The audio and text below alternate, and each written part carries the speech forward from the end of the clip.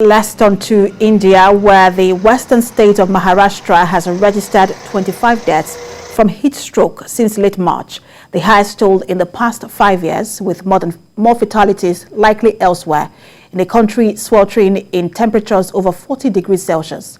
Scientists have linked the early onset of an intense summer to climate change and say more than 1 billion people in India and neighboring Pakistan were in some way vulnerable to the extreme heat.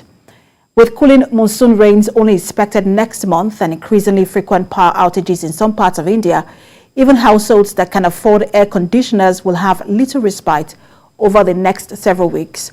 Many of the deaths in Maharashtra occurred in the more rural areas of India's richest state.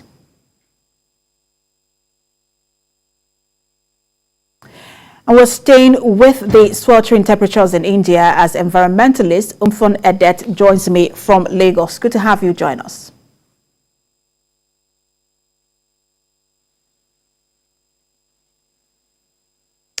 Umfon, if you can hear me, just say something, please. I can hear you loud and clear. All right, thanks for joining us. Now, let me ask you how particularly concerning this is for you. Because in a place like Pakistan, this has never happened before in over decades. To have what is now being called a springless year, this is an occurrence in India every year. And just some minutes ago, I came across a report from the Met Office in UK also predicting a heat wave in mid-May, which is this month. So how particularly concerning for you when you look at the temperatures and the spread? It's a thing of concern to people everywhere in the world. It's not just India that is going to be suffering or seeing this increase in heat waves. Virtually almost all the countries are also experiencing it. Seen even in France. France has been a victim of the heat waves. Here in Nigeria, we are not even, in the northern part as well as the southwest or southeast, that's where that cold, but we are all experiencing it. So it just shows that every area should be concerned about what's happening there and how it can also affect us and how we can be able to mitigate and adapt, in times like this. And it's interesting you use the word adapt, because I was going to ask you about that. Whilst I understand that this is a climate change issue, for example, some countries are now experiencing heat wave. It has never happened in over a decade, in decades. But in India, it happens every year. So this is more of an adaptation issue, isn't it? Yes, it is.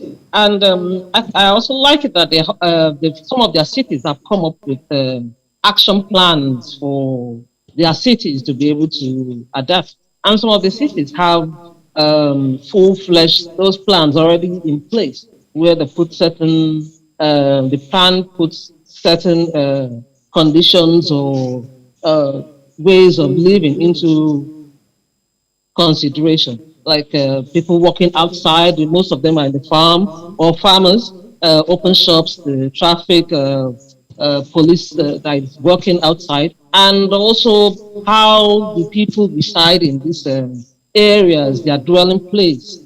So their plans, they are putting in plans to ensure that people are able to adapt well and keep living, because it's as it keeps progressing, it's not looking like it's coming. The heat is coming down anytime soon, and so they have to learn how to live with it and keep on adapting to it.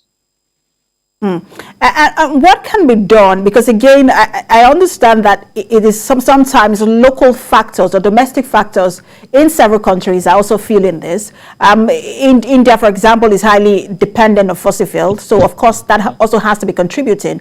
But one has to find domestic or local solutions to this. For example, wouldn't that be, because again, I don't think that it is a one-size-fits-all approach in terms of solutions. I just want to ask you about that. What can be done? It's yes, they could also move from their total reliance, if they can reduce it before moving away from it, reliance on the coal, and think of other alternative source of energy. And it's good to mention that Nigeria is also experiencing almost the same thing as they are, like the shortage in power supply. And so if other alternatives of power, cleaner energy, they look into it. And let's not forget, domestically, they are paying for probably um, most of the things that they provide for other countries and other nations. Like they are the highest, one of the highest producers of wheat, and even petrochemicals, drugs, and pharmaceuticals. They are, the highest producer of those, items and a whole lot. And so, yes, it's maybe difficult for them to completely stop their dependence on it, but at least reduce it and think of other smarter and less energy if, items to use like like clean roof and basically clean energy can go a whole long way to helping them live a perfect or good life. And it is always quite sad to see that it is the rural areas who contribute little to climate crisis that always get to bear the brunt of it. Thank you so much for talking to us, environmentalist Umfon Edet.